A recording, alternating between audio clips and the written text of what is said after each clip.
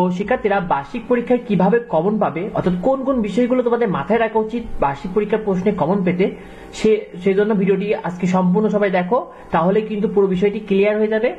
প্রথম যেটি বলি যে প্রথমে তোমাদের যে স্কুল অনুযায়ী যেহেতু তোমাদের প্রশ্ন হবে, সেহেতু তোমাদের স্কুলে কিন্তু সংক্ষিপ্ত সিলেবাসে পড়িয়েছে, অর্থাৎ সিলেবাসে যতটুকু পড়িয়েছে ততটুকু কিন্তু তোমরা আগে প্রথম কাজ তোমাদের বইগুলো দাগিয়ে ফেলো।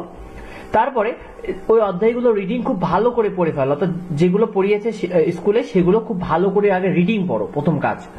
তারপরে রিডিং এর মধ্যে যে লাইনগুলো আছে গুরুত্বপূর্ণ তোমার মনে হয় সেগুলোকে দাগিয়ে ফেলো, কারণ রিডিং পড়লে পরীক্ষায় বহু নির্বাচনী, এক কথায় প্রকাশ ও সংক্ষিপ্ত প্রশ্ন আয়ত্ত করতে সুবিধা হবে।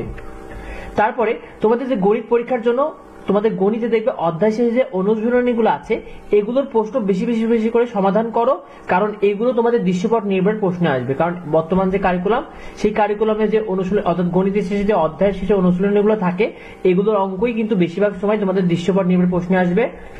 তারপরে ইংরেজিতে তোমাদের যে ইউনিটে যে লেসনগুলো বেশি পড়িয়েছে স্কুলে, সেই ইউনিটগুলোর লেসনের তোমরা ইংরেজি ওয়ার্ড মিনিং গুলো তোমাদের বই শেষে দেখো যে ওয়ার্ড মিনিং গুলো আছে সেগুলো খুব ভালো করে পড়ে ফেলো, অর্থাৎ ওই ইউনিট ওই লেসনগুলোর।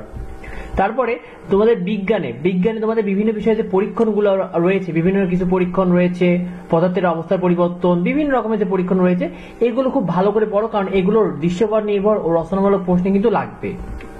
তারপরে তোমাদের বাংলা বইয়ে শব্দার্থ, তোমাদের বাংলা বই প্রতিটি পাঠের শেষে শব্দার্থ রয়েছে, কবি পরিচিতি, গল্প, কবিতা, এগুলো খুব ভালো করে পড়ো, কারণ এগুলো খুব দরকার হয়। তারপর অধ্যায়ের মধ্যে যে জায়গায় তোমরা সাল দেখবে, কোনো বিশেষ ব্যক্তিবর্গ সম্পর্কে জানবে এবং কোনো ঘটনা থাকবে, এগুলো খুব ভালো করে পড়ো, কারণ এগুলো থেকে কিন্তু প্রশ্ন হবে এবার বেশি। তারপরে কাকে বলে, অর্থাৎ কোনো বিষয় যদি কাকে বলে থাকে, সেই অর্থাৎ কোনো বিষয়ে যদি কোনো পয়েন্ট, কারণ, ধাপ, সুবিধা অসুবিধা এগুলো যদি থাকে এগুলো খুব ভালো করে পড়ে ফেলো, কারণ এগুলো থেকে কিন্তু তোমাদের দৃশ্যপট নির্ভর, সৃজনশীল অর্থাৎ রচনামূলক প্রশ্ন এগুলো কিন্তু আসবে।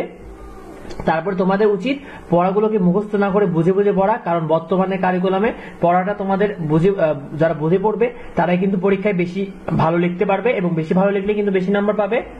আর তোমাদের শিক্ষণকালীন ও ক্লাসে যে পরীক্ষাগুলো হয়েছে সেগুলোর প্রশ্নগুলো বেশি করে পড়ো। তো পরবর্তী আপডেট সাজেশন পেতে এবং যে কোনো ধরনের আপডেট নিউজ পেতে অবশ্যই আমাদের চ্যানেলটিকে সাবস্ক্রাইব করো। আমাদের চ্যানেলে কিন্তু বিভিন্ন ধরনের সাজেশন দেওয়া হয়, তো যে কোনো ধরনের আপডেট নিউজ পেতে অবশ্যই আমাদের সাথে থাকো। ধন্যবাদ সবাইকে।